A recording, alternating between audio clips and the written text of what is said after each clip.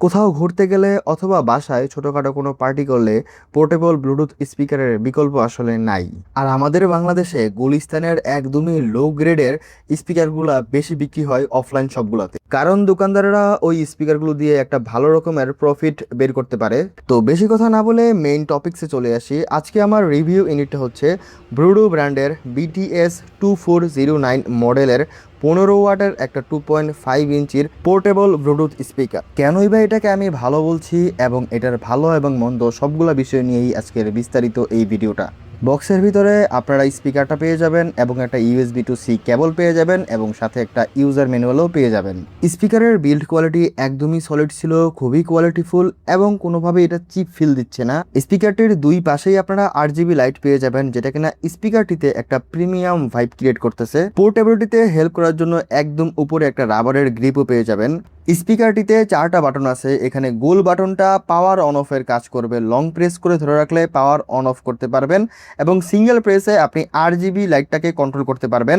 এবং একটা plus button volume বাড়ানোর জন্য, মাইনাস বাটন ভলিউম কমানোর জন্য এবং একটা প্লে পজ বাটন পেয়ে যাবেন। বাটনগুলোর সাথে একটা মাইক্রোফোনও আছে, যদিও এটার কোয়ালিটি তেমন ভালো ছিল না আর স্পিকার কেউ কথা বলার জন্য কিনেও না, সো এটাকে স্কিপ করতেই পারি। একটা টাইপ সি পোর্ট চার্জ দেওয়ার জন্য, একটা USB পোর্ট এবং একটা অক্স কেবলের জন্য পোর্ট পেয়ে যাবেন। ব্লুটুথ ভার্সন 5.3 সাথে এটার কানেক্টিভিটি যথেষ্ট ফাস্ট ছিল।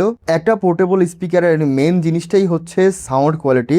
তো যেটা বলছিলাম, এটাতে 2.5 ইঞ্চির একটা 15 ওয়াটের স্পিকার ইউজ করা হয়েছে আর যেটার কোয়ালিটি অসাধারণ ছিল। যে কোনো স্পিকার থেকে আমাদের চাওয়া হচ্ছে খুবই লাউড সাউন্ড এবং সাউন্ডে প্রচুর পরিমাণে বেস থাকবে। এটাও কিন্তু তার ব্যতিক্রম নয়, খুবই লাউড এবং খুবই বেস বুস্টেড সাউন্ড এটা দিতে পারে। খুবই ভালো রকমের ক্লারিটিও পেয়ে যাবেন বেসের সাথে। খুবই থাম্পি এবং বুম বুম বেস এটাতে রয়েছে এবং আমাদের বাংলাদেশে এরকম সাউন্ড সিগনেচারই বেশি পছন্দ করে।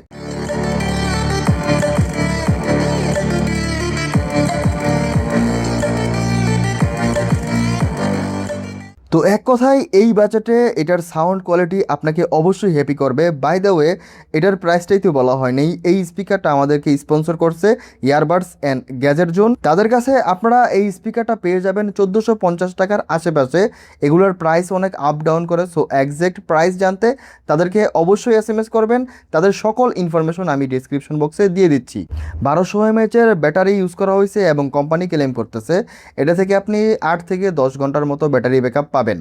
তবে এই ব্যাটারি ব্যাকআপটা অবশ্যই ডিপেন্ড করবে আপনার ভলিউমের লেভেল এবং RGB লাইটের উপরে।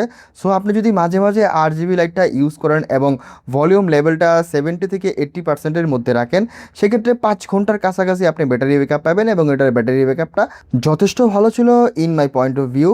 একটা নেগেটিভ পয়েন্ট আমি বলতে পারি যে এটা যখনই আপনি একদমই হাই ভলিউমে ইউজ করবেন, সেক্ষেত্রে 2-3টা মিউজিকে আপনি এটাতে কিছুটা ডিস্টরশন পাবেন। তবে সেই ভলিউমটা যখনই আপনি এক স্টেপ মানে 90 থেকে 95%-এ চলে আসবেন, তখন সেই ডিস্টরশনটা আপনি ফিল করবেন না। তবে আমি আবারও বলতেছি, সব ধরনের মিউজিক এরকমটা হয় না। 2-3টা মিউজিকে যেটাতে অতিরিক্ত ওভার বেস থাকে সেগুলোর ক্ষেত্রে এরকমটা হয়, বাট সেটা খুবই কম। তবে এটা কিন্তু শুধু এই স্পিকারের জন্য না, মোস্ট অফ দ্য স্পিকারেরই এই সমস্যাটা ফেস করতে হয়। সো আমরা এই ব্যাপারটাকে কিছুটা ইগনোর করতেই পারি। সবশেষে এটাই বলবো, 1400 থেকে 1500 টাকার আশেপাশে এই স্পিকারটা একটা ভালো ডিল হবে। এটাতে আপনি ভালো একটা ব্যাটারি ব্যাকআপ পাবেন, খুবই কোয়ালিটিফুল সাউন্ড, বেস এবং লাউডনেস পেয়ে যাবেন এবং সাথে সবচাইতে বড় জিনিস একটা RGB লাইটও পেয়ে যাবেন। তো অবশ্যই এটাকে আমি রিকমেন্ড করতে পারি। 1400-1500 টাকা বাজেট থাকলে আপনি নিঃসন্দেহে এটা কিনতে পারেন। আর 100% অরিজিনাল কিনতে ইয়ারবাডস অ্যান্ড গ্যাজেট জোনে SMS করতে ভুলবেন না। ডিসক্রিপশন বক্সে তাদের সব ইনফরমেশন দেওয়া আছে। খুব শীঘ্রই দেখা হয়ে যাবে নতুন কোনো ভিডিওতে। সেই পর্যন্ত সকলেই ভালো থাকুন, সুস্থ থাকুন। আসসালামু আলাইকুম, আল্লাহ হাফেজ। ভিডিওটা ভালো লাগলে অবশ্যই লাইক, শেয়ার এবং সাবস্ক্রাইব করতে ভুলবেন না।